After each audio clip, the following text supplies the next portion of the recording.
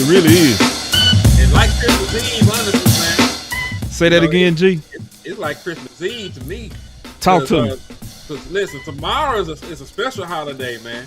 Yeah. Tomorrow Brian Flores Day, man. Yeah. Tomorrow is Brian Flores Day. You wondering what I'm talking about, man? Tomorrow is the day that Brian Flores' contract officially expires.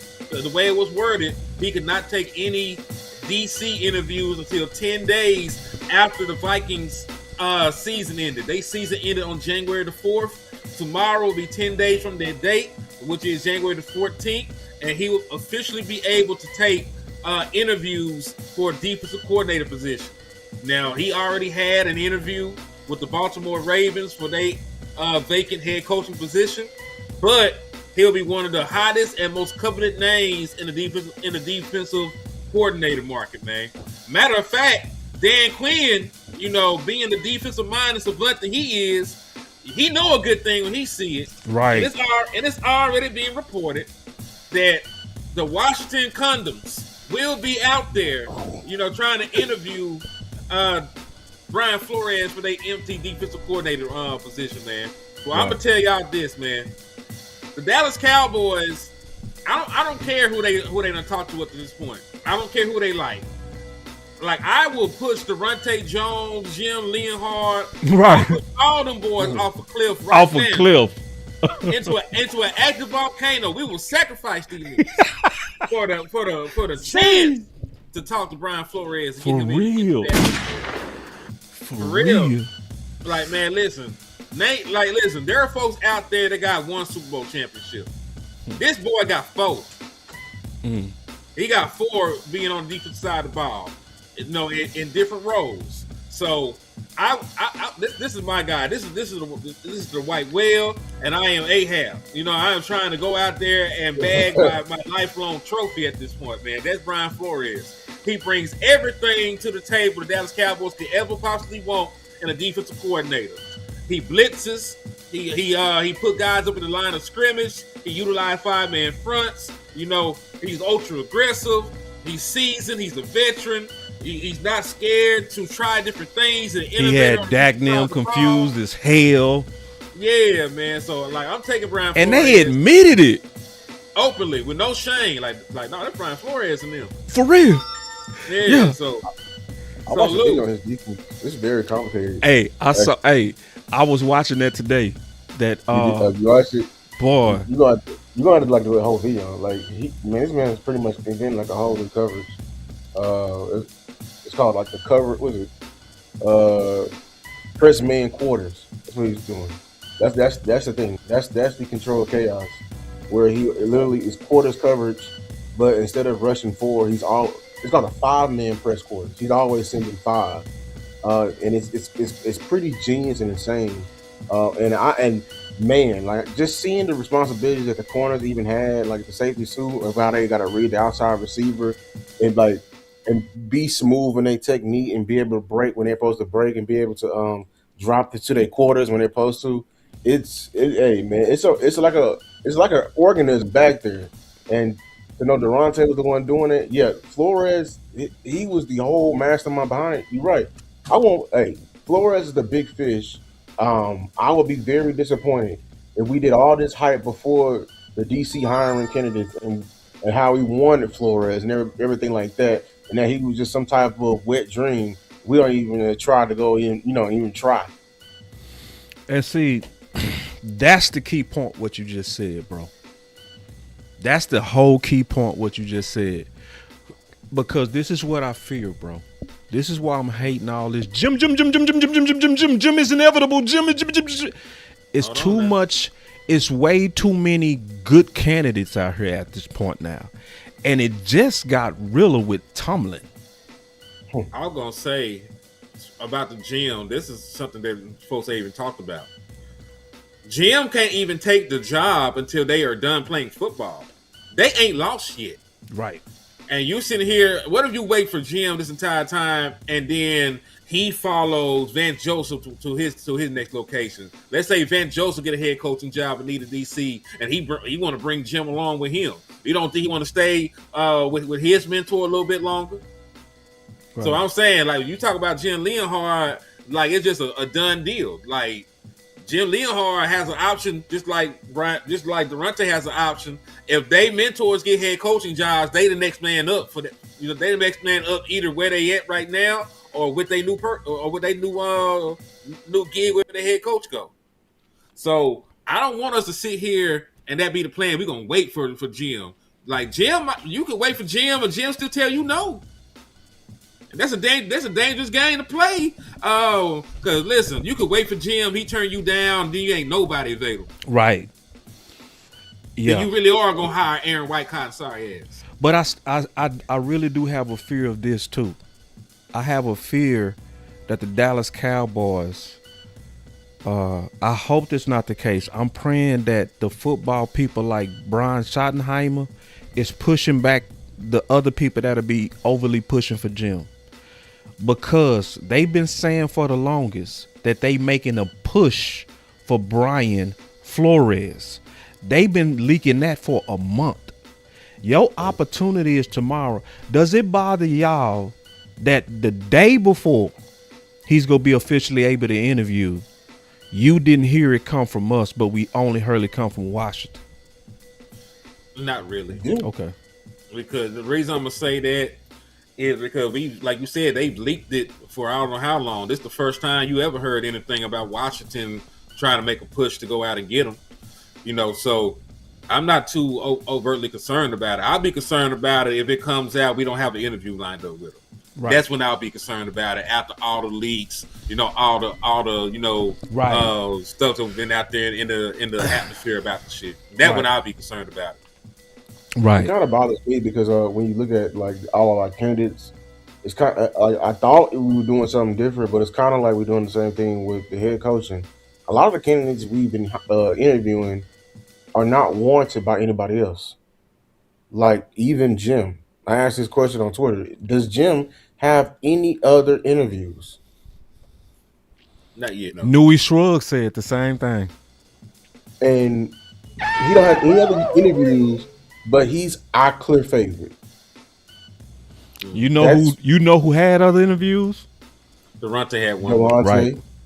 With Aaron Glenn, right? Defense coordinator of the Jets, right? Even Jonathan Gannon, right? So, right. Yeah. So, also, I don't want Gannon either, so I want to throw that out there. So the thing is this, and both of y'all raised because we gonna talk a lot of topics today. It ain't gonna be a long show, but we go carry some heavy stuff today. In my opinion, heavy. Lou, you raised to me the genius point yesterday, bro, and it happened today.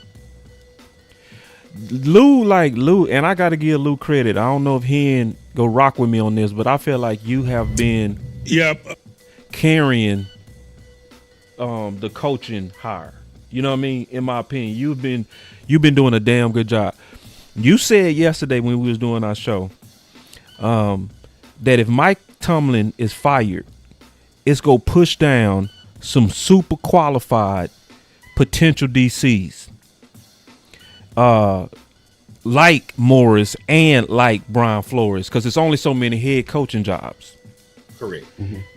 The other thing that you can add with that is what you said yesterday. This is why I say my boy Lou has been cooking. Is that you got all these young quarterbacks. And with the young quarterbacks, that put pressure on teams to go after who? Offensive-minded coaches. Right. So that's more so saying it's almost like the draft. Voch like talk about this all the time. People never really talk about stupid. Yeah, when people make stupid picks, it pushes great people down. You see what I'm saying? Mm-hmm. Mike Tomlin is going to likely take one of them boys' jobs if he don't go right into television. Hey, let me get these super chats real quick, man. Yeah, let me see if I got some too. If y'all was sitting super chats, I couldn't see it. Go ahead. So, salute the queen first with the $2 super chat. She said, Henny, Bobby Belt said it's Leonhard that's the new defensive coordinator. And then she had a post earlier. She said, Henny, Law said that Bobby Belt came out and said that a coach with the last name Leonhard is our new defensive coordinator.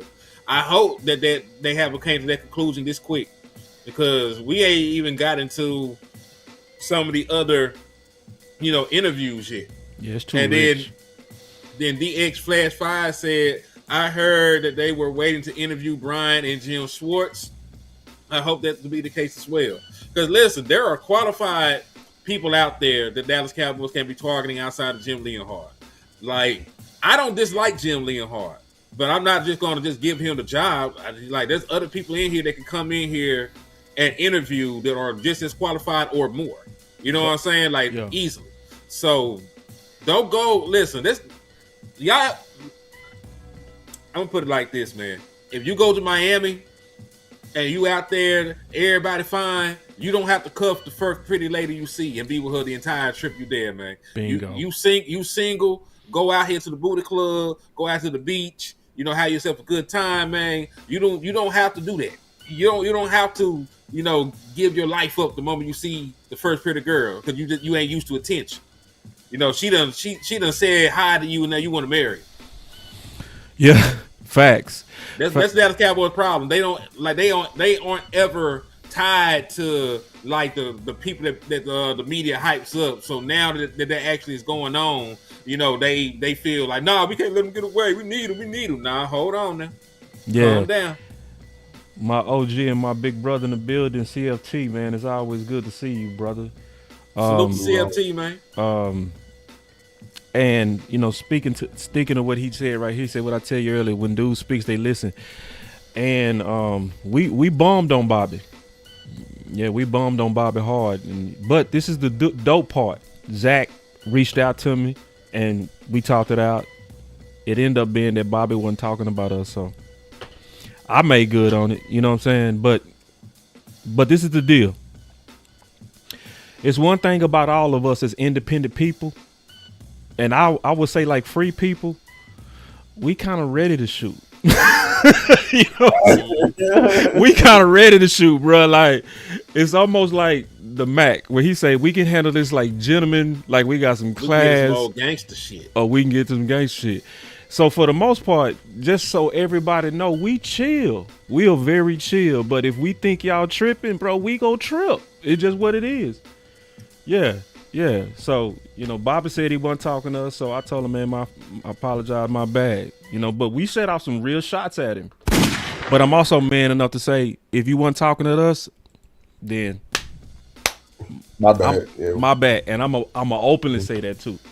You know what I'm saying? Yeah. So, and me and Will Chuck, we talked about the differences, and I told him straight up, I said, bro, I don't like how Durante is being covered. I don't. I don't think he getting equal coverage. I don't think nobody getting equal coverage. Right. Nobody. I'm just calling y'all out. I'm like, even though I apologize, I'm just calling y'all out. If you're listening, dog, I shouldn't. Every time I go to your YouTube page, I shouldn't see the same damn picture of Jim Leonhard. And you talking about defensive coordinator. Right. Are we having an interviewing process or not? Right. You got a guy in the building. You had a guy in the building interviewing that just had a top 10 defense a year ago, and y'all ain't talking about Orr. You ain't saying shit about Zach Orr either. Exactly. Because Orr is a better candidate than Jim. Yeah, it's based off the fact that he actually coordinated a top 10 defense in the National Football League before. You have to say that he's a better candidate than Jim Leonhard. Because Jim ain't did shit in the NFL at that level. Right. Now listen, I like what he did in college, but that's college, dog. Like it don't always translate. Right. It's college. This is why he called it defensive. I think y'all don't understand this football shit, bro. Like, dog, this is completely different from no. If everybody could do it, everybody could. Nick Saban is an average ass pro coach. Say that again. Nick Saban, college. Mm-hmm. He's a god in college. Yeah. When it was time to coach people 2 years older with more money, different. Couldn't translate. Right. I wonder why. Oh, it's not the same. It's right. not for everybody. Right. So I'm not going to use some shit that you did at the junior level for a senior role. Yeah. Is No, we ain't saying it can't happen, but it does. It's not equal. You know what I'm saying? Like A, plus B do not equal C all the damn time when it comes to that shit. It's not a 1-to-1 ratio. I think it There's comes only down. been one corner that's actually done it in his work, and I actually pointed out in my video. It's Jesse Minter right now for the Chargers. But I told y'all the reason why how he got his job. He was over there in Michigan with Harbaugh. So when Harbaugh got the job, he brought him over there like luggage. The chat is preaching. My DA Lee going dumb, and then my boy Jay Texas said, so if they get Flores or Schwartz and our defense is okay at best, is that a failure too? No. It's been year one in a new defensive scheme. Like, listen, Rome was not built in a day. Because listen, let's be 1,000% honest about why the Dallas Cowboy defense is bad, right? First and foremost, I know you don't want to talk about it. You were the 31st ranked defense the year before you were this bad. and from that defense, you lost Micah Parsons, you lost Jordan Lewis, you lost Eric Kendricks, you lost DeMarcus Lawrence. Right? You factor that in. Then you factor in the fact that you did not have DeMaurian Overshown for the first half of the season. You factor in the fact that you did not, get Quentin Williams to halfway through. You factor in the fact that DeRon Bland was injured and was playing through injury and then had to get shut down. You factor in the fact that Trayvon Diggs was hobbled. Like, what did you expect from this defense with all of those factors? It took multiple bad drafts, multiple bad decisions to get here. This should happen over like a 2 to 3 year period of the Dallas Cowboy defense going into a decline. Well said. So well said. That damn Henny. Y'all clap it up, boy. That boy say, man, told you. That boy's a monster. So listen, this is also one thing that's good about this whole situation. And that's why none of us should ever think we don't matter, because what's at least happening is we're having a discussion openly. And it wouldn't have been an open discussion if we would have been quiet and timid and scared. You see what I'm saying? Like, if we would have been just sitting back, just like, oh, it's Jim. Okay, fine. Shit. Then it would have fucking been Jim. You know what I mean? But now we get to present a counter argument. You know what I mean? And sometimes, just like the draft, you'll get sold somebody so hard that you start believing in it without looking at the others. And we like, hell no, you got to look at these other dudes too. But I don't like the local coverage though. I don't, especially with Durante and Orr. They too qualified not to be talked about a lot. Because they're cherry picking with them. Like when Durante and your only two sentences like, oh, he was over his head when he covered the team in LSU. I'm sorry. Like when and this is why I'm mad, because these people who have NFL, experience, they worked in the NFL. The fact that they cherry picked the resume and pointed out the one time he was in college and it failed. And not even including the context, but we're just gonna ignore what he did in the NFL. Like that ain't the normal way of getting a DC job, of you being an understudy. It's wild to me. Yeah, very wild. Most coaches get they start from an apprenticeship.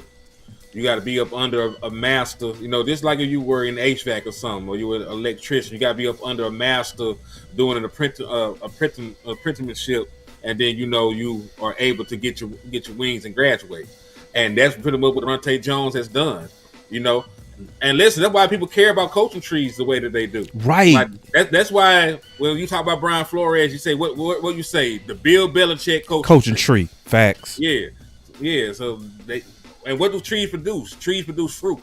Yep. You know what I'm saying? They produce fruit, and that's what he is right now. He is the fruit of the label that Bill Belichick put into him, and Durante Jones be the fruit of the label that he done put into him at this point, man. So when we talk to you about guys that come from good coaching trees, you should listen, because they usually bear good fruit. And see, this is the part, and me and Will Chuck was talking about this. I think who was I talking to? I can't remember who I was talking to, bro. This is the thing.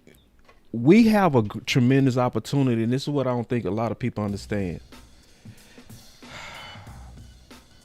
Let me go pull this clip, bro. I know. Listen, it's gonna be an awkward silence. I'm sorry, but this clip is that important. Okay, to paint the picture of what we could do. Okay, y'all give me 1 second to find this clip. Hen, did you have any more on that coaching tree while I'm looking up this real quick? Nah, but I do want to say this, man, because I just want to just throw water on the thought process that you will be able to bring in Mike Tomlin. You know, I don't want to be that guy, but I want to be the fact. I want to be the fat guy. They still have the rights to Mike Tomlin as it is. He did not get fired. Right. Mike Tomlin himself, walked away and he stepped down. So they still control his rights whenever he comes back to the NFL. What you will have to do is trade for him. It sounds crazy. It don't usually happen like that, but you will have to trade for Mike Tomlin, just like, Sean Payton got traded for. Yep. Sean Payton, and listen, Sean Payton cost the first and the second. And the second, yep. Damn. So unless you, and it worked, and it worked. And it worked. It sure did. It worked. And they ate a bad quarterback salary too. They did a whole lot for this season they got right now. I ain't gonna lie. Yeah. And it's impressive what they did. It's impressive what they did. But keep going. I want to say that shit did not happen overnight. If you're trying to win with Dak Prescott right now, who may not be here in 2 or 3 years, you're going to have to use those resources elsewhere. Right. So that's all I wanted to say about Mike Tomlin. You ain't in a position to give up a first or second if you for a coach. You're talking about competing right the hell now. So that's why I think somebody else gonna do it. Somebody that's not on a timetable will do it. Like a team is already in a rebuild, right? Because Jackson Dawg, he on a rookie contract still. He gonna be cheap for a little bit, or a team like the Raiders. You know what I'm saying? They ain't got no quarterback. They ain't got no timeline. They could bring him in and let him build that shit from the ground up. You have a timeline right now with your quarterback. You know what I'm saying? So that's why it's down there. I'm down there team F them picks when it comes down to it. Like, you got great picks. Can you turn those great picks into a great player right now? You know what I'm saying? Can you turn those picks into a proven commodity? Now, Lou, we were having this discussion. I don't know if it's the logistics of tagging and trading Jordan Pickett to the Raiders. But can you turn one of our picks and a second round pick from next year into Max Crosby? Is that feasible? Is that possible? You know what I'm saying? Because listen, it took 2 first round picks and a player to get Micah Parsons, and Micah's better. So can you get away with giving them like the 12th overall pick and a second round pick next year and Osa Odigizua or somebody? Right. Because Osa can go. So this is what I was going to show y'all to kind of paint the picture of this opportunity. I think a big testament to this defense that you guys have is there have been a number of quarterbacks this year who have come out after games. I think of C.J. Stroud and Brock Purdy, who have said, "I've never seen anything like that defense before." And that's salute the land too in the building. What's up, boy? Did y'all hear what he just said? Run it back one more time. I think a big testament to this defense that you guys have is there have been a number of quarterbacks this year who have come out after games. I think of C.J. Stroud and Brock Purdy, who have said, "I've never seen anything like that defense before." And they said Brock Purdy and C.J. Stroud said they never seen nothing like that defense before, and I bet they didn't. I'm telling you, going to go study, I believe them too. I swear to God. Now, this is the point I'm making with that. Let me finish the clip. That's a big testament to what you guys have done. And I give a lot of credit to Flo as well, because he was in that New England system for so many years, became a head coach. But ever since then, now he's been in Pittsburgh, has been now in Minnesota, and has seen a different side of things. Clarence Hill deal with Dallas Cowboys. What were they doing defensively? Just keep the lid on it and seem like frustrate your offense. Yeah, the zero that we talked about just throughout the week gave it to us a bunch. We didn't have a good enough answer, and when you don't have a good enough answer for that, especially against Flores, you're going to see it again and again. And and Yeah, that's what happened. They did a great job of the back end, right, playing with vision. So it made it tough to. And see, that's where you got to give Durante credit because he's responsible for the back end. Get to the beaters, normal zero beaters when they're playing man, looking at the man, but they're looking at the quarterback. And so, they're going to rally when you throw it underneath and, you don't have time to get it past them. And they did a good job. They kept it on us and we didn't adjust fast enough or come up with something good enough to scare them out of it. And we saw it the whole game. To the DLLS Cowboys, you talk about protecting Dak. With the blitzes, did they do things that surprised you that they weren't on tape, or what was the issue with that? No, it was just they did a really good job, Clarence, of kind of showing down, and we put ourselves in 3rd and long. I think we had 7 of our 16 3rd and 4th downs were 7 or more, which allows them to do more disguising. And I just think that they kind of mixed it up, and we thought it was 0 on a couple times, and it was, and we thought it was 0 on a couple times, and it wasn't. And at the end of the day, I just think our execution was off, and I think I didn't do a great job adjusting, and that comes on me. And having looked at it this morning, we've got some really good answers that. You got some answers now this morning. After, yeah, okay. We feel good about, but it certainly doesn't help us get that game back, and so I have to own that from my seat. All right, so let me explain the opportunity that I don't think a lot of people kind of understand it. The most innovative defense right now currently in the NFL, the one that's causing most confusion right now in the NFL is Minnesota. So when Henny was talking about the tree and why the tree is important, if you go after Durante, he will be the first fruit from this confusing ass tree. You see what I'm saying? Like, that's the opportunity. So Dallas actually has a chance for the first time in a long time to be ahead of the league. And not reacting. To the league. Yes, it will be going after the plan B guy. But the plan B guy is the first fruits off of the plan A guy. You see what I'm saying? So you think this is the future of the NFL, not gonna lie. What they've been doing. Do you think so? I really do believe what they're doing is the future of the NFL. Like, they go copy it. Somebody go try to copy it. Somebody go, because it's a copycat league. But it's harder than what you got to be a good communicator, right, and a great teacher, right. That's okay. I'm gonna react to the scheme. I'm gonna show y'all like how complicated that scheme is and how you got to be like. And it looked even better the first year when they had Stephon Gilmore. Because man, they was up there top locking, which means like they'll split the coverage in half and they'll just leave Gilmore on the island to the field. You know what I'm saying? And doing whatever they want. Yeah, like them two over here some mad geniuses, man. Yeah, you're right. Yeah.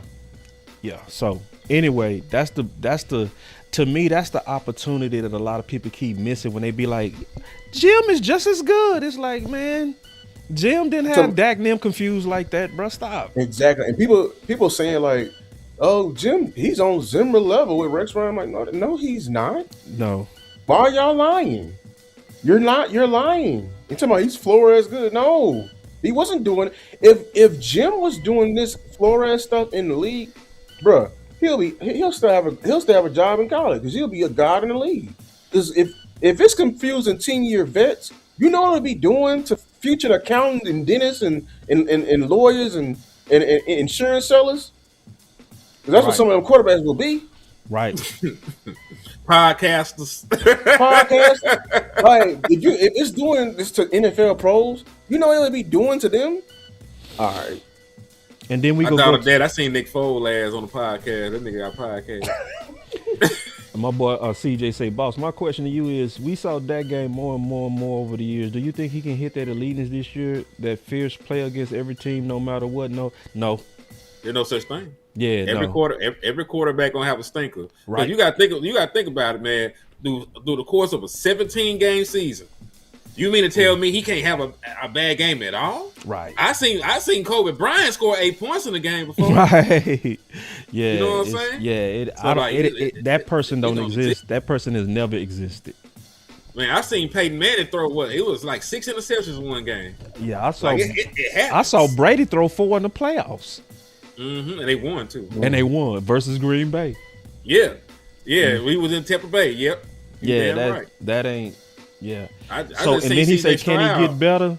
I think Dak can get better, but cerebrally, yeah. Like the physical component is what the physical component is, but Dak Prescott plays the game with his mind more than most quarterbacks do anyway. So as long as he don't get CTE, he gonna be fine. He gonna be playing quarterback at a high level for a long time. and I'll The put next it step like of this: Dak- I give every player one bad game, every player. Yeah. That's The my next rule. step- The next step for Dak, if you want to get through with Brady, he's gonna have to learn the value of a damn check down. Because Dak don't do that right now, and he'll get his ass hit. The value of a check down.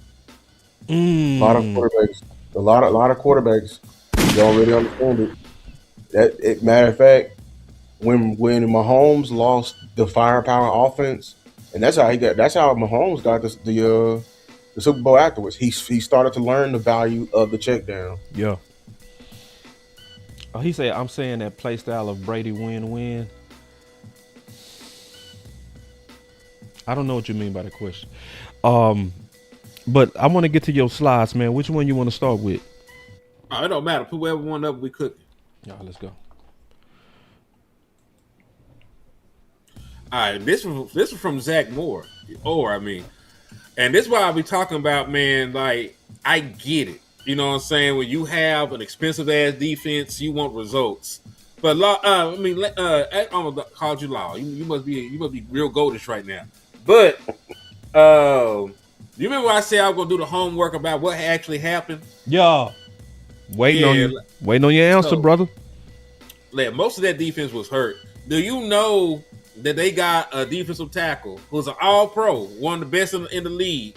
I can't pronounce his name. He's Nigerian. Okay. Yeah, thank you. Yeah, he played 2 games. Mm-hmm. That would be the equivalent. That would be the equivalent of us missing Quentin Williams for the entire season. Right. And guess what? The guys behind him, they all missed double-digit games. Wow.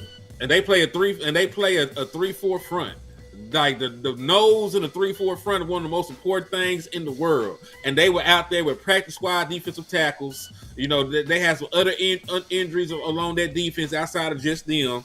So point being, you're without your best defensive lineman, his backup's hurt. You know, you're starting one of your starting corners missed time. You had linebackers missing time. So yes, your defense took a step back. But if you look at the overall numbers, like, he missed all that, and they were still holding teams for the most part in totality to under 24 points a game. When we were missing less than that, and we were getting 30 ball every week. We're pretty healthy every week. You know what I'm saying? Yeah. And So got us a super check. 23.4. Go ahead. I'm sorry. No, you finish. I'll wait. Nah, get the money. I always get the money. Okay, my brother. Looking out for y'all, man. You see how he put y'all first? My boy say that's the problem. Dak can't have a bad game or fans will blame him. Even in victory. Yeah. Nah, Which we is got to true. give every player a bad game, bro. Real talk. Every player. Not just that. I give any player one bad game a year. And I'm talking about an outright shit game, too. Yeah.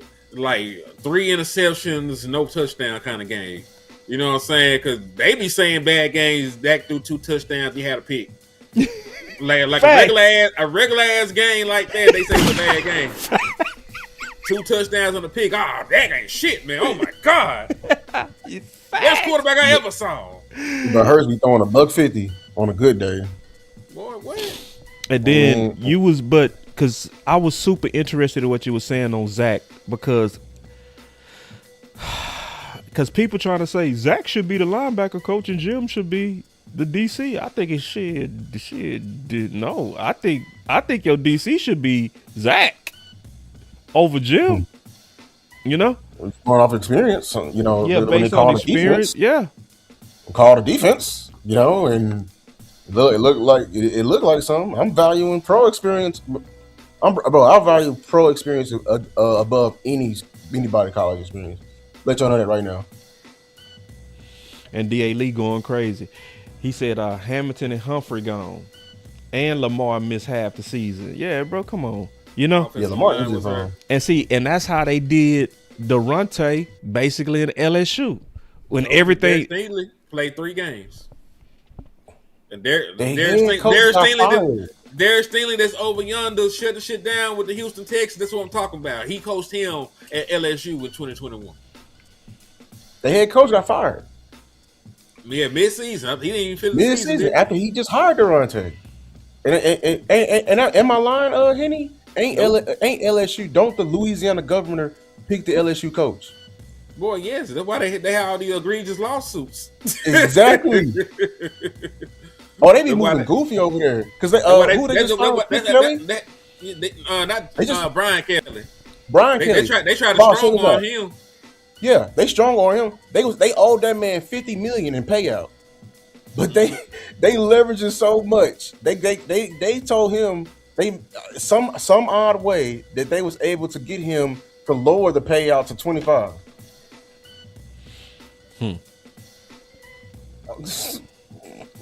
It's political over there.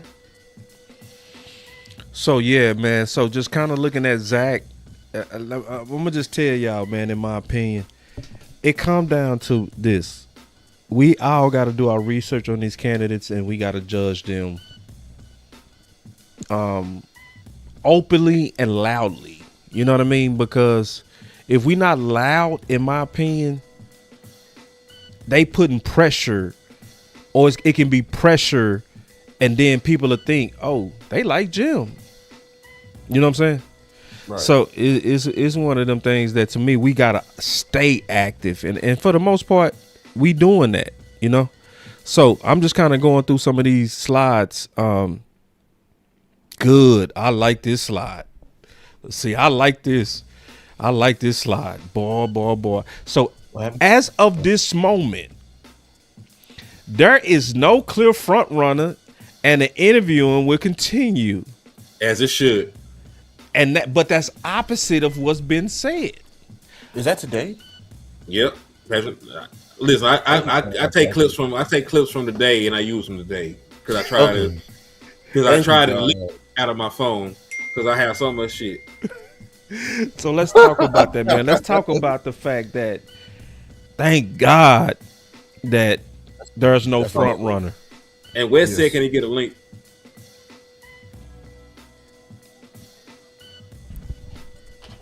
Why Wes always do that? Like, Wes wait till we at the end of the show. I'll send Wes a link. Gucci. I'll tell you this. I like what they're saying. I just need you to show me. It sounds good. But if we go through this process, you don't talk to Raheem Morris, you don't talk to Brian Flores, right? You don't talk to Jim Schwartz, you don't talk to people that are super qualified, like cast a wider net than what you're doing right now, and we just sitting here with these folks. You know, I don't feel like you did due diligence like you had supposed to did, man. And we still end up with Jim Leonhard being the defensive coordinator. I feel like you made a pre-selection at that point. You do a whole bunch of gaslighting, and listen. There's a because you put up the slide where you said that they did a Zoom meeting with Orr, right? Yeah. There's another one in here where Patrick O.C. Walker said he thought he saw him in the building an hour prior. He did. I saw that. Yeah, okay. I saw that tweet. He went in. Oh wow. That's what I'm saying. They said it was a Zoom meeting for the whatchamacallit, but you physically saw him at the Star. Yeah. That don't add up. You don't need it if you're officially at the Star. What's the Zoom meeting for? Unless you're not just there for a Zoom meeting. You already the linebacker coach. Mm-hmm. I don't know if you're linebacker coach. Linebacker coach. We may be having the wrong favorite. I ain't gonna lie with Durante. Listen. What you mean? I'm just saying this. I mean, like, if we really think about it, like this is the only candidate with the closest relationship to Shotty. True, but so. But that's what I'm saying. Like, I don't think that Shotty, would mess up the defensive coordinator. Like, I'm not saying that he's not a qualified DC. I'm not saying that he would play favorites like that to make him the DC. But I do believe, he would put him on the staff because he loved him. I don't think we gotta like play with the other side. I understand the offensive staff. He hired like individuals. And you know what I'm saying? But he was aiming for teachers. we got to understand what went down this past season. Like, what went down this past season is that Eberflus lost control of his defense, and Shoddy had to come from his post to the defense and see what was going on. Right. So I want him to pick a qualified stranger as well, but we cannot rule out the fact that he does not want to come from his post again. He wants somebody who already knows his standards. Well, he can Tuck trust. ain't shit, bro. Look at Tuck.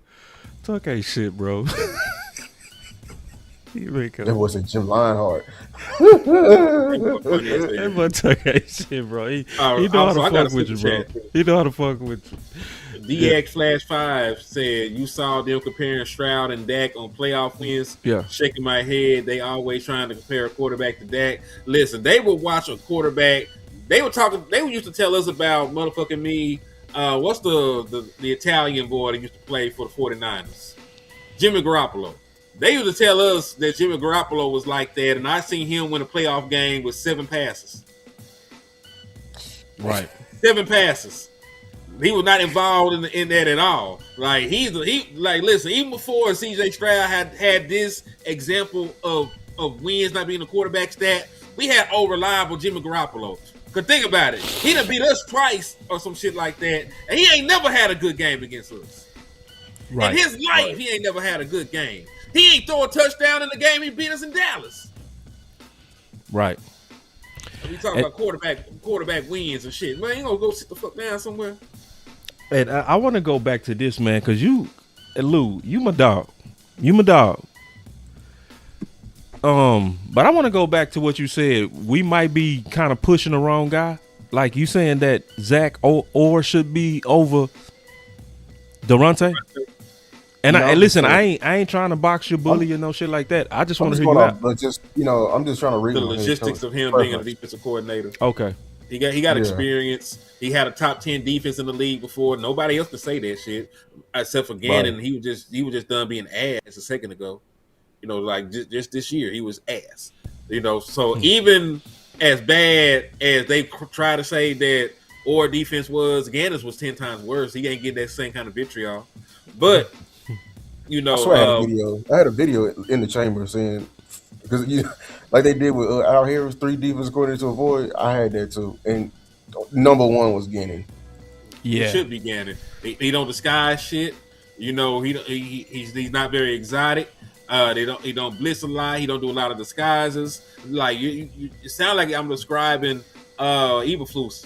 You know what I'm saying? Weird too. He weird. Remember he punched his running back. Remember that? He sure did punch a player. Weird dude, man. That's a little more violent Eberflus. I'm somewhere with that. Trey would have beat his ass. Weird man. Yeah, his hairline already barely hanging on. He been able to beat the best of that bitch off. I'm talking about punch the dude in his gut, bro. Like, dude should have dropped him, bro. Real talk. Hey, it's just certain coaches in here, bro. They just fail upwards. In that organization right there, they be hiring the wrong type of candidates. They be failing up. The Cardinals been hiring some bad head coaches because it's another coach that literally got fired, and he's getting head coaching interviews. Like what? And I'm talking about the predecessor, Cliff Kingsbury. Yeah. I should met him. Yeah. Recruit us when we was in Texas. And Tuck said it needs to be Flores or Morris. I 100% agree. 100%. I'm gonna be mad as fuck. But we're gonna talk about Morris. I'm gonna be mad as I don't know what if Brian don't call Morris because they are a clone. They are a clone of each other. I will be very, very disappointed. You better know. Y'all better have some inside scoop. This man better be going to I don't know Amazon Sports or something to go and talk ball because this man is too qualified and too fit shoddy. He has experience on both offense and defense. Offense and defense. Super Bowl caliber. Went to the Super Bowl with both as a wide receiver coach and as a defensive coordinator. He sees the game the same way as Shoddy, or supposedly, and he's a leader. He got a great presence he commands the room. Yeah, he commands the room. Yeah, Like, And very he had he very and charismatic. he had an Eberflus, not Eberflus, what's his name? Andy Reid type of coaching career. He rose to head coaching quickly. Like I'm talking about, that was his second position ever in the NFL. When he was back in 07, he got to head coaching quickly. So yeah, like if we don't bring him in with his scheme, and you talk about multiplicity, of all the candidates, I can firmly say here, nobody has firmly adapted and changed their scheme more than Morris. Morris is a 4-3 Tampa 2 guy. He had to change completely when he went to the Rams to a 3-4, simulated pressure. Like completely different in order to fit the personnel with Jalen Ramsey and Aaron Donald. That's who you want. Who your number one? Me? Yeah. Yeah, mine's Morris. Mine, Brian. I ain't mad at it. Yeah. I ain't mad at I it. told you, Brian Flores is my white whale. Yeah. So yeah, Brian Flores, that's my white whale too.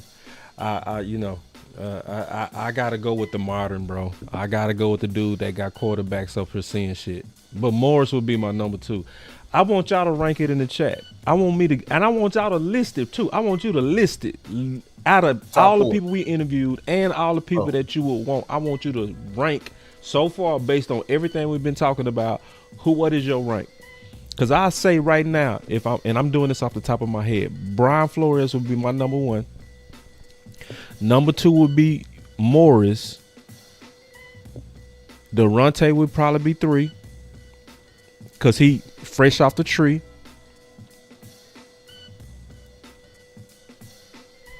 We should get somebody 4. Al Harris. Yeah, 4. Al Harris. I don't know nothing about Schwartz, bro. I haven't researched him yet. Just to be all the way honest, I would be guessing. I don't want to guess. I would then put Orr. Then I would put Jim. I got Schwartz a little down. I got Schwartz a little bit down on my list because he likes to just line it up and run it. I'm not mad at him, but I looked. It was a track record. Even without Myles Garrett, that nigga lined up and they just ran it. He didn't do a bunch of blitzing. He didn't do a bunch of disguise, and it just is what it is with him. So, I'm not saying he's a bad coach, but mine is definitely going to be Flores. It's going to be Raheem Morris. Then who else would I put over him? Shit, just out of the candidates we talking about, Flores, Morris. Then you got Durante. Where would you put him with Jim? Probably go or then Durante, just based off of experience and shit. You putting Orr with Durante? Yeah, he got experience. Yeah, he just had a top 10 defense. Yeah. I got 1A Morris, 1B Flores. 2, I got Al Harris. 3, I got Durante. And then 4, I want to say I had Schwartz originally, but I'm not mad if you put Orr because I really like Schwartz. I'm dumb as hell on Schwartz. Can y'all catch me up on Schwartz? But I don't. Yeah, he's a Schwartz. If you hire Schwartz, you're doubling down on your front 7. Like he's gonna have a great front 7 play. Like everywhere he went. I mean, I know he got a wrecking ball now with Myles Garrett, but like before he was with the Browns, like that's why I liked him because he was with the Eagles and they had something similar with Fletcher Cox and what they were doing on the front 7. Right. And I feel like he knows enough people with Ephraim Bonda. They don't get turnovers, but they have a very stingy ass back end. Their disguise happened with up front how he wants to pressure and how he wants to move around the guys. Is it Schwartz that was like that mad scientist in terms of blitz heavy as well? No, I thought he's blitzing, but maybe like I swear I see blitzing, but I don't. Maybe he drops one. I think it's always 4. Maybe it's simulated. Yeah, it's simulated. It's simulated. So he's blitzing, but it doesn't count as a blitz because there's only 4 people coming. Got it. I'm just being honest, man. I haven't dug into him. And my boy Curtis said you can't go wrong with Morris or Flores, and I would say that that's the message we got to somehow kind of way get in the streets. Who are the real whales that the Dallas Cowboys should be pushing for? And right now, to me, that's Morris and Flores. Matter of fact, that's why I'm disappointed in the media, because right now there's people who over here think that what Jim did in college in Wisconsin is on the level of Flores, which is a lie. Yeah, and now that is true. They're performing, blasphemy of putting them even in the same sentence.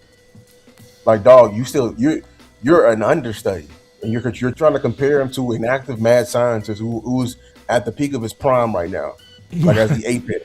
Right. Hey, real quick, salute to B Bird with the super chat, man. Cuz said y'all three been working overtime. Keep it up. I appreciate you, cuz. No, thank you. Hold on. And then landlord weak ass list. This nigga said number 1, White Cotton. Number 2, he said number 2, Mike Nolan. Number 3, Eva Fleece. That dude's so funny. Man, stop, bro. Don't do that. Don't do that, bro. Come on, landlord. We serious right now, man. You saw we was over here going crazy on Bobby Bell, boy. We'll get you too. Shit. I'm just gonna tell him he ain't. Oh my god, that boy ain't shit. That's a Spurs fan for you, man. Man, I hate the Spurs fans. Oh yeah, fuck the Spurs, man. I'm glad we brought that up. Let's use the last hour of the show hating on the Spurs, man. For sure, man. It did landlord, boy. He be having that sneaky ass laugh every time Wimby do something, bro. So, man, I'm seeing y'all list though, man. I appreciate y'all ranking. I love this. Some kind of way we need to turn this into a survey, bro. You know what I'm saying? All right. Take a poll on Twitter. Who would you prefer to put the names? And this is what you was talking about right here, because I didn't quite get what you were saying. Hey, Big Time in the house. What's up, my brother? Big Time. Bishop is in the house. This is what you was talking about, bro. Like, so you was basically saying you smell something with this? Yeah, because like how you see the man, and he had a Zoom meeting. They don't come into the building to do the Zoom meeting last time I checked. Oh, they lying. So he seen him. It was reported that he ain't got to lie that he seen him, man. And Patrick don't do that. Yeah. No, I'm not saying he lying. I know you're not saying Patrick. I'm just saying lying. Right. That's what I'm saying, because Patrick. That's what I'm saying. And now it exposes like, okay, how many of these have been actual Zoom interviews in? Right. Mm-hmm. That's what I want to know. Does that mean a leg up for or is that just a bad reporting by somebody? Nah, hold on. Salute to Bobby King. Said go some content on the Cash App. I appreciate you. I think that he did interview, but I think he interviewed as a formality, dog. Like, I don't think they seriously looking at him for that, man. I don't think they're seriously looking at him for it. He got a job in Dallas. It's just not the job that they're reporting that he interviewing for. Shout out to Bobby King for the team. You said for the formality. I think it's formality. Let me see. I think that he's a formality. I think that he doing a favor for his partner, and he got another job for him. It's gonna look good on his resume that he had another DC interview right after being fired. He gonna come over here. He was just an all-pro linebacker himself in real life in 2016. He gonna probably come over here and be the linebacker coach, man. You right. So they may do the DC interview over Zoom, and he'd be like, I got a second. They may bring like positional coaches interview in person. Yeah, cause they still need an entire staff. Like, I wouldn't be surprised if some of these guys that we bring in we don't know about, they ain't finna be the DC. They talking to old boy from Cleveland to see if he could be a passing game coordinator or some shit over here. Think about the shit. Hey, think about the shit. Like, I don't mean to cut you off. Go ahead. Somebody paid me on Cash App. Bobby King, you solid as fuck, bro. The fact that you Cash App all three of us, bro, and we ain't even throw up the cash for that. And he already had all of our Cash App from the past, bro. Real. Solid as hell, bro. Real talk. It is nothing better than people that just show appreciation. You ain't never even, you know what I'm saying? Like, so thank you, bro. But go ahead. I ain't mean to cut you off here. Nah, it's Gucci. So all I'm saying is this. they're not going to just do DCs and then they're gonna go out and do a whole nother search for linebacker coach and safety coach. They're looking at the people they bringing in for those positions as well. You know what I'm saying? Like, or is the obvious guy to be a linebacker coach. Some of these guys with secondary background, they're gonna end up being a passing game coordinator or a secondary coach over here. They're double dipping to some of this shit. You think so? I know so. I feel it in my heart. I think I'm feeling thinking your in-person. gut. The in-person interview sounds like that's the positional interview. But here's my thing. You think so? I mean, you're right. Like, I don't know. It just seems like something else is going on. Right. I see. That's what it sounds like. See. If it's face to face, that's like preference. That's what I think too. Like, it could be either or. But here's my thing. Hopefully, we not calling people for positional interviews using these, DC slots when we need to be aiming for the DC. That's just me. Like, if you wasting your time not fishing because you claim you already got a fish already, then that fish better be a whale. We moving like that. Yeah, and out here get a Rooney Rule interview, and they listen. He got to keep working. When there's smoke, there's fire. They listen. They just can't professionally say we don't like this nigga. We don't want to eat with him. You know what I'm saying? Like, I don't know what's going on with that, but they obviously don't like him. And when you don't like somebody, I'm not gonna put money in your pocket. You ain't gonna come over here. I'm gonna pay you. I think it's bad PR. I think his public, the public perception, the stuff, the narratives they put out there that he's just he's just a technical coach. Because see, a lot of people put like a lot of stock in, but he's a strategist.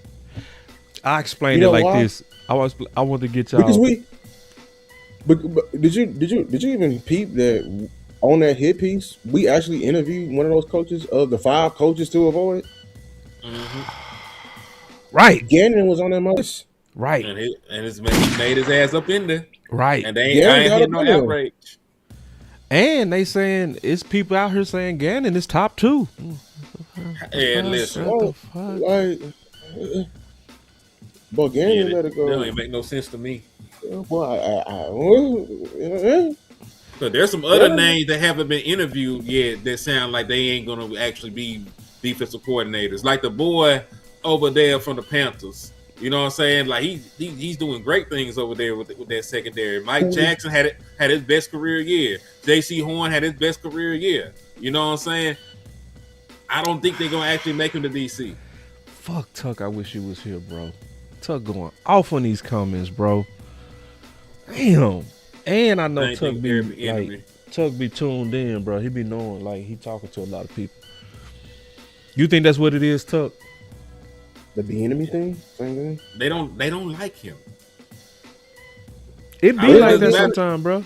I had somebody do me like that, bro. Like literally in corporate America, bro. I was a top salesperson. I was whooping I was number 2 in the region, whooping 3, 4, 5, and 6. All of them had support, right? They own resources. I tried to get my resources. The regional manager told me, we like him. Well, hold on. Hey, Tuck said he almost on. I mean, he trying to get on. Okay. If they don't like him, I mean, man, bro, I think it's PR. Yeah. I think it's because he's associated with Diggs. I think it's PR. Like, it don't make sense. I think he's associated with Diggs. Like, he's just, and nobody else want him in here. And now, bro, we treat it like a soap opera, man. Like, just because we don't like a player, we'll form our entire opinion, fake ass opinion on a coach, even when he's top of the league. Like, that's how delusional this fan base and these echo chambers can get. Yeah, the echo chambers. It be echo chambers. I think it go down to what Voss say. People never factor in that sometimes people make real stupid decisions. Yeah, they do all the time. They do. Yeah, Eric Bieniemy, stupid. Still stupid to this day. Still stupid to this day. So, he said, "Where's the link?" Oh, who Tuck said? Who said? Yeah, I can send a link. it's Tuck. Yeah, okay, I sent him a link. He said, I forgot to send a link to West Coast. I gotta send. Oh man, I got too much. I was gonna let them plus Diggs on his watch him for that. And yeah, he probably wouldn't. You know what? I'm to the point, man. I don't even want an hour to come here. I ain't gonna lie. Go ball out elsewhere so everybody can be looking goofy, like they did in the playoff game. Beginning of the game, everybody when they were losing, Al Harris, they just get cooked. Yeah, They cooking his secondary. They get cooked. Secondary getting cooked. And they was saying Al Harris secondary. And they were saying Al Harris in particular. But when they coming back, it's what's his name? Former Dennis Allen. Dennis Allen. Yeah. That's exactly what happened. Dennis Allen. Dennis Allen. All right, bro. That's a dog. I hope you understand that is a dog whistle. That is a dog whistle. That is. That is a clear dog whistle. Assuming bad with one person and then assuming good with another, especially because of very, very. And sadly, some of that should be subconscious too. That's the saddest part. That's the saddest part. So, is like, that a lot of people do that without even knowing they doing it. I was talking to a dude, and I was saying, like, he was like, Durante don't have experience as a DC. You have a lot of experience. I said, Kellen had none. He said, Kellen was qualified. That's wild. See, that's wild. I was like, oh. Kellen had 1 year. Like, that's wild to say, bro. And it's like, bro, do you realize what you just did, bro? He is. He was dead ass serious, bro. I'm like, bro, I can't do nothing when somebody got that type of bias, bro. I can't do that. I can't even reason with you, bro. You can't argue with them. Yeah, like, I can't even reason with you. They're not operating in logic. So we waiting on Tuck. They're arguing on good faith. All right. Nah, that's not good faith. That's not good faith. Yeah, ain't nothing you can do. Now, so when Tuck coming here, the main thing to me is the main signal is if the Commanders say we have interviewed Brian Flores, what do y'all go say? Well, the Commanders interviewed Brian Flores, I'd be mad as a hoe. Like, why you ain't interviewed Brian Flores? Mm-hmm. What I want to hear that Brian Flores has turned down all defensive coordinator interviews. That's the only way you getting out of this. If he right out has turned down all interviews and he's just going to return to Minnesota because the bag is ridiculous, or he just got a head coaching job lined up, I will live with that. I want to hear that you tried, Jerry. I want to hear that you tried, Brian. You gotta tell me no. Just don't go out here expecting defeat. Yeah, I wouldn't take that. I need you to try. Don't let him say I'm not. No, bring him in there. You hyped him up. You said you wanted turnovers. You were fawning over him all week. Jerry, you were hyping him up, saying that you used him as bait. No, get your asses up there and on that motherfucking phone. Right. Straight like that. Yep. I don't want to hear no fucking excuses. Get y'all motherfucking asses on that goddamn phone. So you like call, if you call and he declined, that's the only way you get out of this shit. Right. Yeah, that's the only way. Because y'all got on the phone with bullshit ass fucking ass Jonathan Gannon. Get your motherfucking ass on that goddamn phone. Straight like that.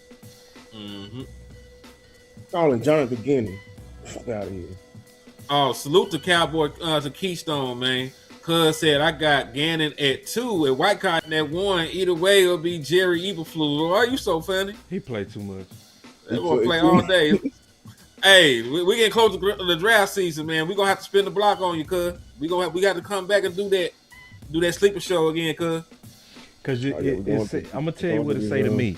If they make an announcement and they say the Washington Commanders have just interviewed Brian Flores, and it's no announcement that we have even tried, that mean they just used Brian for optimism and they was already leaning on somebody else. Yes. 100%. And once again, it's that Ben Johnson thing. Where we don't want the best. We want somebody we can control. We want somebody. I was talking to somebody on the phone, and I think it was Tuck. It was somebody I was talking to, and it was like they want the person that need them. Yeah, it was me. Oh, it was you. Yeah. You went hard on that. Go elaborate. Listen, every coach that they bring in here is somebody that is downtrodden, down on their look, and need to rehabilitate their image. When they went out there and they got Mike McCarthy, his name was no more good out here. Like, he was slandered by Aaron Rodgers. Aaron Rodgers would call him a fool, outdated, all kind of shit. And people was running with that. That's why he couldn't get no job nowhere else. They came in here, they brought Mike McCarthy in. He needed the Dallas Cowboys to rehabilitate his image. Same thing with Brian Schottenheimer. Brian Schottenheimer had never in his life been a head coach before. He was not going to get that opportunity anywhere else at this point. He had been, out here in the NFL for 2 decades at this point. Right, and then with Jason Garrett, they made him. That's damn near a son. That's somebody they built up, gave an opportunity to, elevated, as an interim coach, and then he didn't even really even interview nobody. Went from an interim head coach to being the head coach. So like everybody they bring in here, they had a hand in making or had a hand in helping rehabilitate. They don't want nobody with no nuts. They don't want nobody that can tell Jerry Jones no. If they wanted that, they wouldn't have ran out Bill Parcells. They wouldn't have ran out Jimmy Johnson. They got a certain type of coach. Right. Tuck. What's up with you, man? He trying to get his mic going. Oh. I got you turned on, bro. Let me make sure it's not me. Nah, it's Tuck. He gonna figure it out. He probably coming back and back. I was hoping it was you. Nah, y'all blame me, be y'all, bro. Y'all know what I'm doing, man. I'm a king over here. You do all right sometimes. Yeah, sometimes on a good day. Yeah, on a good day. He trying to figure it out. And while he doing that, I just saw this post from Nick Harris. Let's go piss y'all off. Whoa. I gotta sleep. Let me see it. Oh, you looking for ways. I'm looking for ways, man. Cowboys head coach Brian shot him in a staff meeting last Tuesday, telling his assistant that Matt Eberflus is fired. I just met with Flus early this morning. Incredible human being. I love the man, but at the end of the day, the football wasn't right. That doesn't piss me off at all. Why not? What you mean? Like, that's real late to say that, dog. I think you should have been saying that about a trade deadline, dog. Yeah, talking about the football isn't right. You should, if the football wasn't right, you should have been fired. You should have been fired him, bro. Like, what happened? What happened at the trade deadline, though, bro? You remember what happened at the trade deadline? They played good defense for 3 games. They talked about. They played good defense after they traded for Quentin Williams. You can't fire the man. Yeah. He had the best. I don't know about good defense. I know about won the game. I don't know about good defense. The Raiders game. The Raiders game. And then the Raiders. They shut down Philadelphia in the second half. They didn't start hot. You hold the defending world champions. We didn't know they were fugazi at the time, but you hold the defending world champions to no points in the second half. They held 21 points. Are you defending Eberflus, bro? No, some things you just shouldn't do just on principle. No, you being fair. You being fair. I'm being fair. It was a little shaky in the Kansas City game. They scored, but listen, it was like 2 minutes left, 3 minutes, 4 minutes left. And they scored, they only had scored 21 points at that time. You had sacked Mahomes. You did a pretty good job up to that point. You felt like that was just the Kansas City Chiefs. So like you had 3 games at that point where you felt good about it. Or at least you felt better. Like we were talking about running the table at that point when we won those 3 games back to back. Like, man, if we just beat Detroit. Like, I understand, what you're saying, that he probably should have been fired before the trade deadline, if anything. Yeah. But after when they went on the stretch and you had the voted that those picks and assets to rebuild the defense, you had to at least let it play out at that point. It was before the trade deadline, bro. To me, that was your time, If you talking before the trade deadline, sure. Yeah. I would have fired him in the Cardinals game, man. I'm sorry. Yeah. And then see this is where I wish one of them journalists would say, when did you figure out that the football wasn't right? Oh, salute to I got 2 super chats up here, man. Check the CPU. Make sure the CPU I got B-Bird with a 2-piece. Microphone. He said, is Jared holding the lawsuit against Flores? That nigga sued the NFL all the time. He shouldn't. Right. He shouldn't. And Jerry then doing that now. Yeah. We are. I got If another- Jerry over here holding losses, we ain't getting no Super Bowl. That boy fought the I got NFL. Tuck got ain't figured another- it out yet. I got another 5-piece from B-Bird. He said, "Men saying this, Henny, they want desperate coaches so they can easily control them. You can't make demands from a position of desperation. Yep. That's why you never gonna see a Mike Tomlin in Dallas. You ain't never gonna see a Harbaugh in Dallas. Anybody that can come in here with a good name and with standards, you ain't finna have them as your head coach." I heard you, Tuck. I think I just heard Can you. you hear me? Yeah. Yeah. I heard you. Well, I knew you like was Jim gonna Leonhard. figure it out, bro. That's what I said. I Who heard else is some dogs. I out? said that must have been Tuck. Who else is calling Jim Leonhard's phone? Nobody yet. Ain't yet. I just saying, I'm being fair, dog. I'm just being fair. Ain't fair. It's been a week. Man, they say it's like close to 200 people watched it with only 95 likes. God. Take it easy on my back. Look at y'all, man. Dirty. I got over 100 on my end. Let me see how many likes y'all done. Dirty. Yeah, Take it I only got easy, 61. Y'all hit the like button on all platforms. And we got Tuck in here, bro. Tuck. What up, man? Tuck. What up, everybody, man? I've been kind of staying off the radar, bro, because honestly, there's a lot of cornball shit that's going on in our Cowboys space, and I'm kind of just tired of it, to be honest with y'all.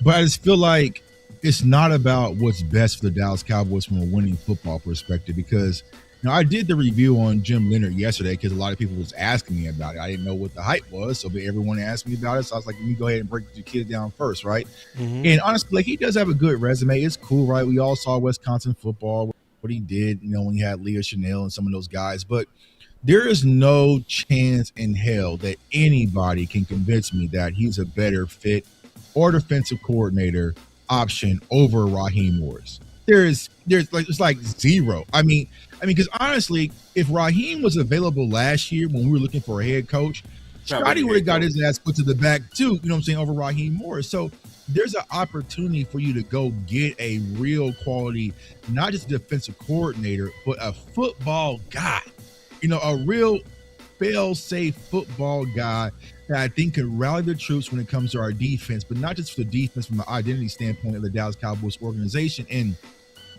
like Henny was saying, bro, I'm tired of the Dallas Cowboys going for the desperate purse holders in the club. You know what I'm saying? Because we all know the girl is sit back while all of our baddie friends on the dance floor, they watching the purses. They just desperate for someone to come and talk to them.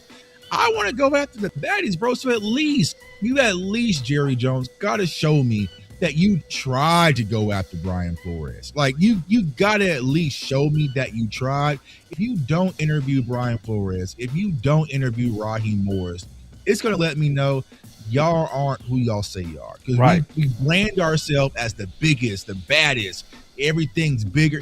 And you are afraid to go for the top dogs. It kills me to sit back and see what Ben Johnson is doing in Chicago. Right. You didn't even attempt to enter. You didn't even try to say, hey, man, just I know you already maybe sold on Chicago, but let me just throw a Hail Mary out there possibly just in case, right? You see what Mike Vrabel's doing out there for the Patriots. Right. You got it hey, bro, you didn't even at least try with the man. Me personally, I know some of y'all really like Brian Schottenheimer, right? He's a cool guy. I love his story. I love what he's battled through, bro. But right now, you have John Harbaugh available and Mike Tomlin. I gotta pick up the phone and see what's shaking. Oh, that boy going dirty. I like it. Well, here's the thing, boss. I like it. Back when Mike McCarthy went in his second year, right? It didn't stop Jerry Jones from speaking highly about Sean Payton. He not playing. He telling the truth. It was Sean Payton. He did not care that Mike McCarthy didn't even have Dak his first year, that Mike Nolan had a horrific defense his first year. He didn't care. It was Sean Payton. When you have a Harbaugh sitting out there or a Mike Tomlin, this is an opportunity of a lifetime. So I want to see the Cowboys go for the best, bro. I'm sick of settling. Yes, Jim Leonhard, he does have some qualifications, bro, but he ain't been a DC at the NFL level. Ever. You know what I'm saying? If we being honest, If we his being resume honest. does not stack to Matt Eberflus. He You know what I'm needs to saying? cook, bro. Like he needs to cook in the pot a little bit, right? Yep. So you're gonna run a gamble when you have an unproven guy in Brian Schottenheimer, and you have an unproven defensive coordinator in Jim Leonhard. That's a rebuild mix, right? That's something like, okay, maybe 4 to 5 years, you know what I'm saying, things to really sink. But if you're in the win now mode, I need someone who's been through the fire before. I can't have my offensive coach and my defensive coach trying to cut their teeth while trying to keep up with Philly and San Fran and, and the Rams and Seattle. I don't need that right now. So I need somebody who's been through the fire, that's proven, that's had some moxie, that we've seen. We know that Dak Prescott is one of the most tenured, high IQ quarterbacks in the NFL. This man and Brian Flores had Dak in a frenzy versus the Vikings. Speaking his mind, that boy with the shit. Bro, he had Dak in a frenzy, bro. Dak got hit with I don't know what the hell he hit me with. He said that too. That's the worst part is he said it. Yeah, bro. Out the horse's mouth. Right. So you would be a damn fool to not pick up the phone and even try. If you don't get them, you don't get them, right? But I am doing everything in my power to try to bring in Brian Flores. Even Brian Schottenheimer was over there with his eyes all wide open, like, man, what they doing over there? Man, I ain't never had that. Trying to see what that be like. You know what I'm saying? Like, bro, why not pick up the phone? And Jerry is so good at selling us and selling the fan base. Sell some of these coaches. Ooh, boy, that damn, I like when Tuck come in mad. Bro. Like he'll sell us the stars and the moon. You know what I'm saying? All right, well then pick up the phone and call Brian Flores and sell him on why he needs to be the DC for the Dallas Cowboys. One of my brothers said it. I'm gonna start with you and let's go around with this question and then we'll give our final words. Unless y'all got something else, unless Tuck, you got something. We'll keep going if you want. We'll be quick with it. Yeah. My boy one-handed said, but it would be wasted Dak year if Flores came because he would be a head coach next year, but I think he take the Steelers job. And that's my boy one-handed. That's my brother, man. I love one-handed. That's a good question. What's your thoughts on that, Tuck? Yeah, but I feel like right now we're still in that bridge right now anyways, right? So I feel like if you're looking for an instant fix, it might be a spike, it might be a 1 year, it might be a 2 year with Brian Flores and then he's gone. But that's pretty much what this Dak Prescott window is. We got 2 years pretty much remaining under Dak Prescott. So I need a guy that's going to be able to instantaneously fix the defense.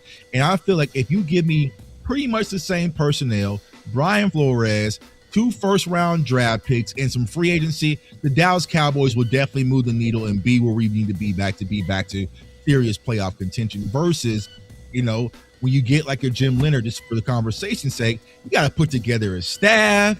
What's going to be his identity? Who's going to be his guys? Because when he was at Wisconsin, he didn't have a plethora of talent. It was more about coaching up. His principles from Vance Joseph all the way back to Wisconsin was 3-4 principles. So do you want to be more of a So now we're trying to figure out all this stuff last minute while you still cut your teeth as a defensive coordinator.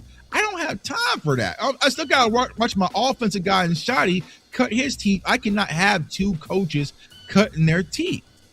I really want a guy that's had some moxie because you saw it when with Mike McCarthy, right? When Mike McCarthy got Dan Quinn, Mike ain't had to watch what's going on the defense. He could just focus on the offense. He's had that Trojan horse in Kellen, but he wasn't worried about the defense. I don't want Shoddy Happy peeking back and forth, making sure that, Yeah.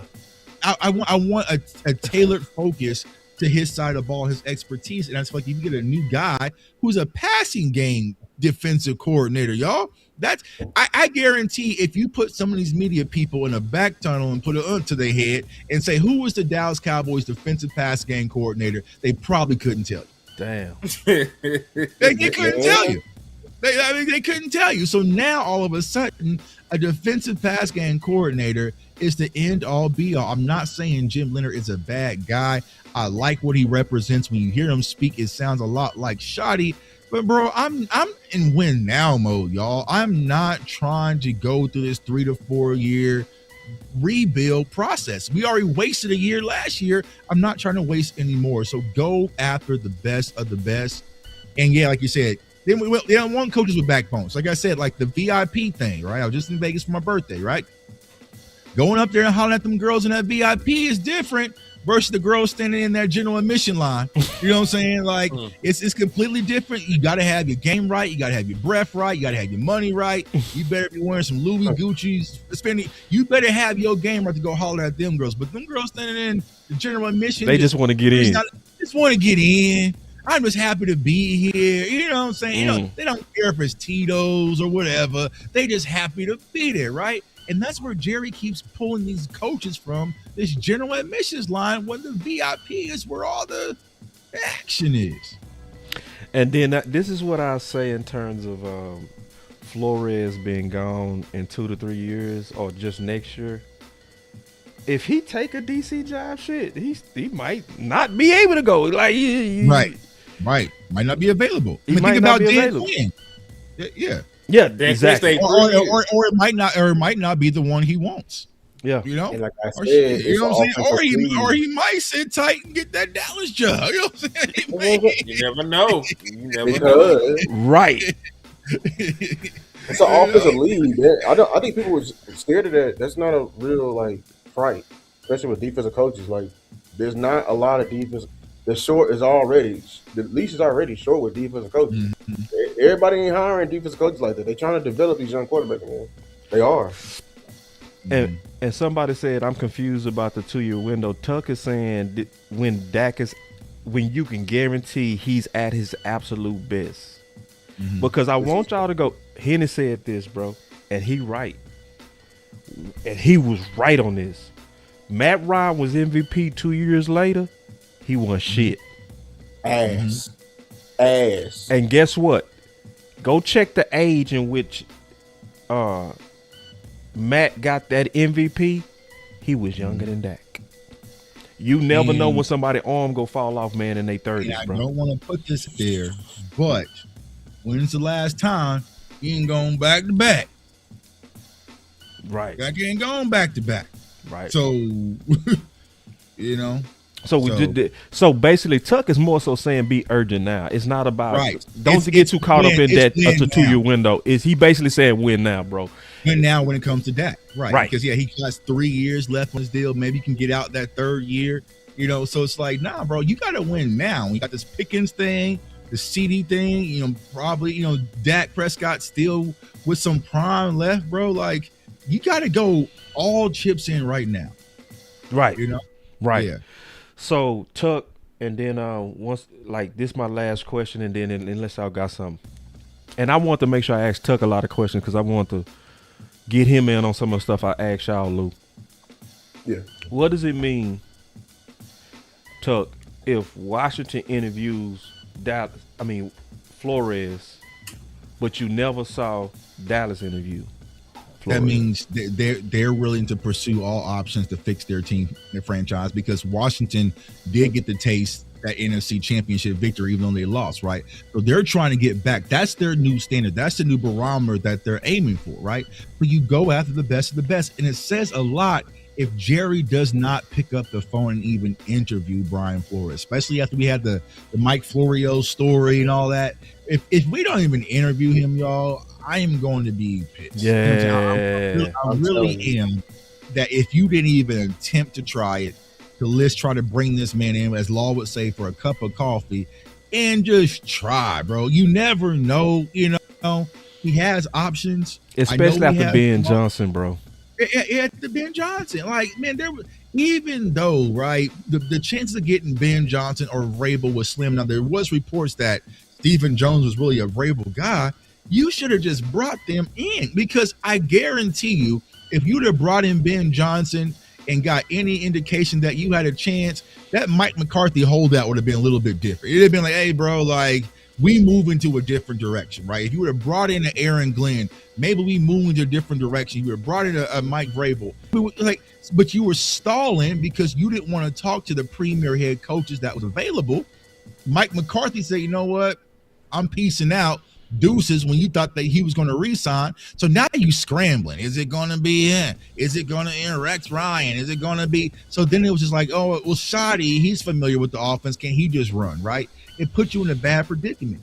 Go after the best of the best and let your chips fall that way. And I just feel like if you don't interview Brian Flores and you let Washington do it, because I guarantee you, Washington's also going to interview Raheem Morris because Morris and DQ is like this as well. And you sitting back saying, we got some other guys that I do like Zach Orr, right? But he's still young, isn't at the DC, right? He had the talent, in Baltimore, and last year they was, top run defense in the league.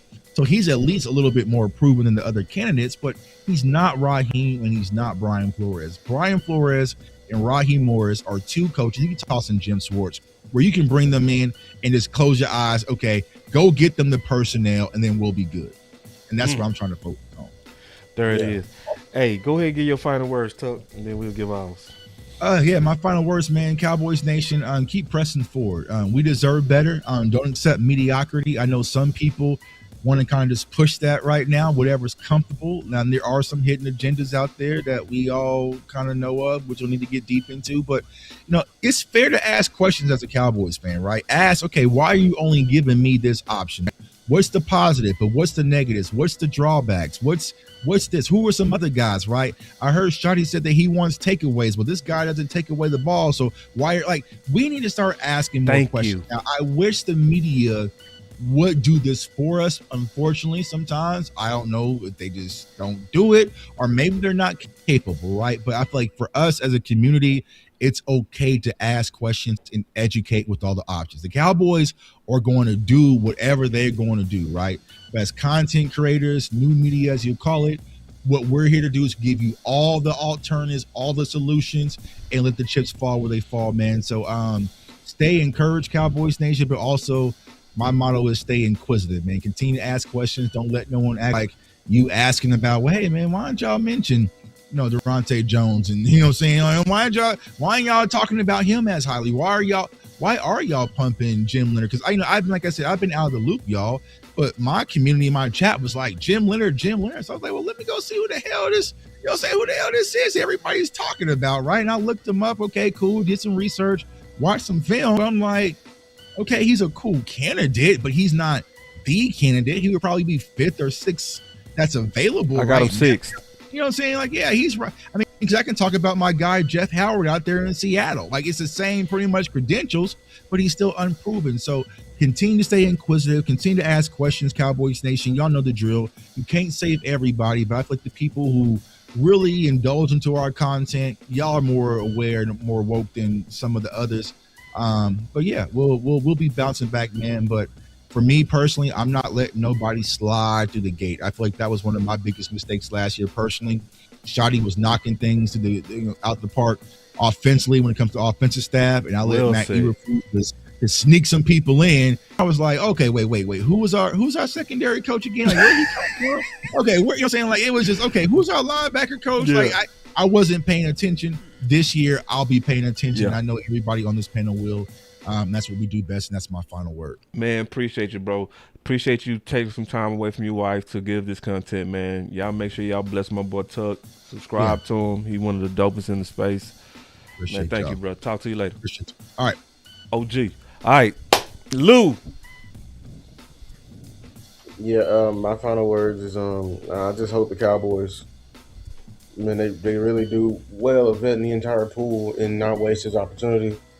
I feel like everyone has a obligation to get number 6 in Super Bowls. I feel like even media, I'm gonna hold y'all accountable. I'm just be honest with you.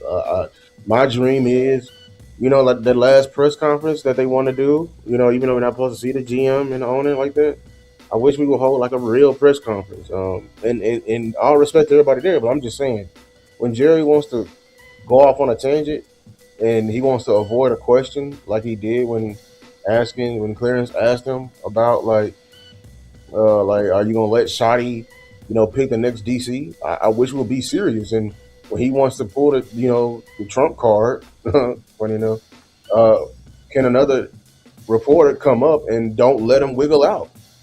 Follow up and I get a full understanding and literally like drill them with questions, not letting them out. That's my dream. That's you know what I'm saying? That's proper reporting. Boys gonna lose their press pass messing with you. Yeah, well, shit.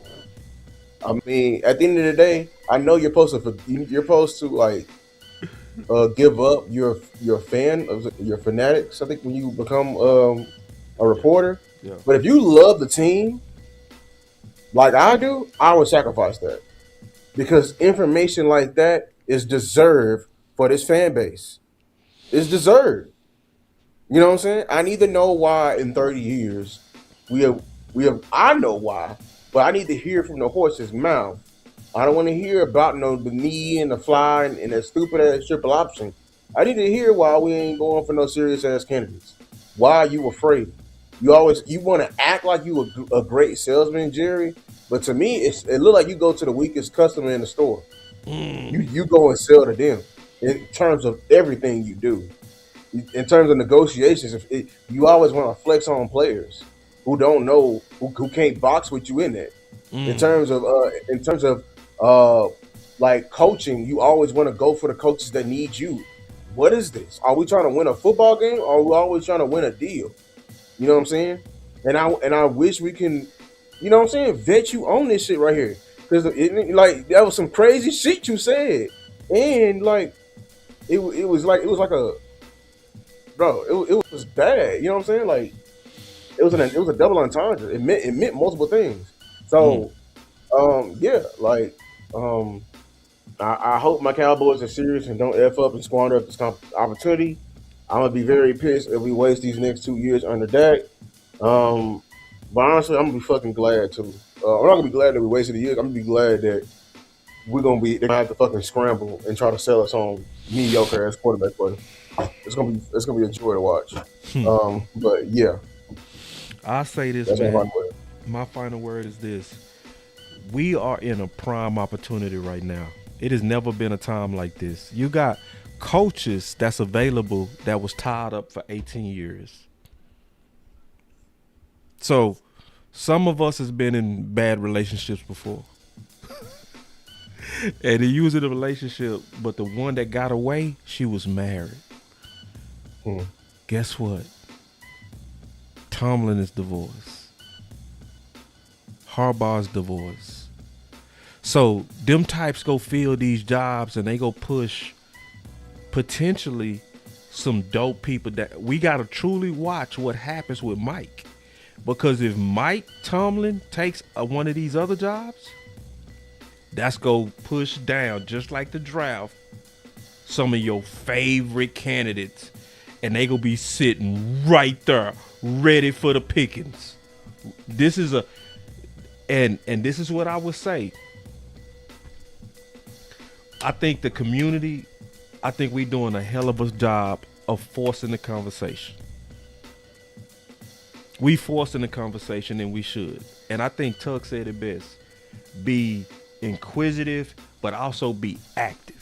You know, it's not enough even just to be inquisitive to say, why is Jim getting so much? Right? That's a good question. But then take action and say it. You know, and say it, because guess what? The more everybody keeps saying it, the more people will say, so let me look at Durante. Let me look at Orr. Let me look at Gannon. I'm just throwing them out there. You feel me? I'm just throwing them out there. Because don't just take shit. That's all I'm saying. Don't take it. Like, we don't have to take it. One of Lou's best points he ever made is he said, never think of yourself as a fan. Yeah. You're a customer. You're a customer. You're and a if you customer. see yourself as a customer, you ain't gonna take anything. Because if you see yourself as a fan, they can come out there and say, I know you ordered well done, but here's some medium. Nah, send that shit back. Man. Send that shit back. Nah, I ain't order that. Medium rare. I ain't order that. Y'all didn't interview Brian. Y'all didn't interview. You see what I'm saying? Last time, what's up, boy? How to Chicago? I'm tripping, bro. B. Johnson. Yeah, Oh, Ben Johnson. So y'all didn't interview Ben Johnson. So this time, interview Brian Flores. Right. You ain't got to take that, Cowboy. They don't have to force Jim on you or whoever. You got a voice in this. Fight for it. And then after the fight, rest. Because, see, this is what happened on the draft. And Star said this today. This is likely going to be a fight that's going to go all the way to decision. It will. And I want to fight, you know? And I did apologize for what I said to Bobby, because I went off. And if I offended some other people, man, I wasn't trying to offend y'all when I said, oh, I don't want to be no bitch. Hey, but I want y'all to know, bro, listen, and I mean this, listen, bro, listen. That's just how we are, independent, bro. Like, if we feel like y'all taking shots at us,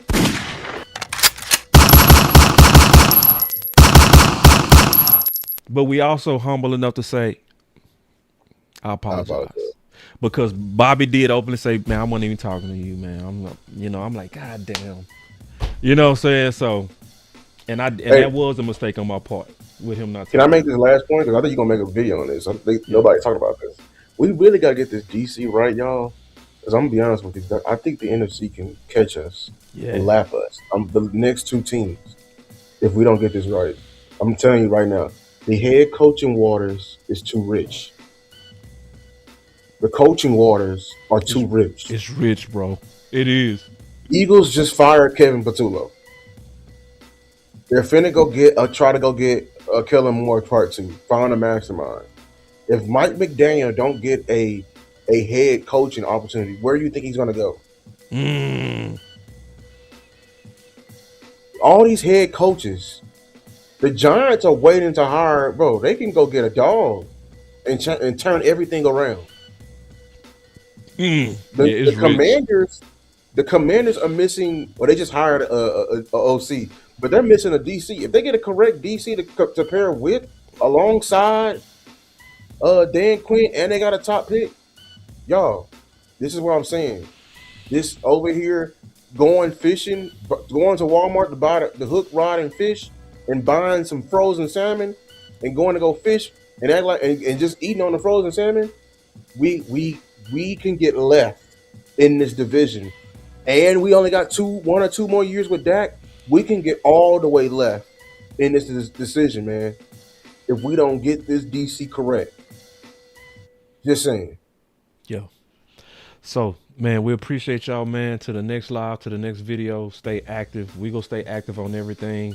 Obviously, we heavy on coaches this week. We go pivot to free agents. We go pivot to the draft. We go pivot to all the other stuff that's important. But right now, the number one topic is getting this DC right. That's the number one topic. It's the number one fight. So we go kind of stay in this foxhole until this battle is over, and then we go switch to new battles. The battle to improve. The battle to get this team right.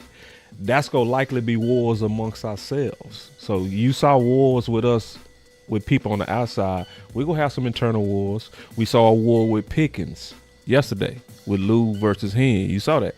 But those are the type of things we're gonna have to do. We're gonna have to be able to have those tough discussions about the future. So, man, we appreciate you rocking with us, man. Until the next live, the next video. We out, man. Y'all take it easy. Peace.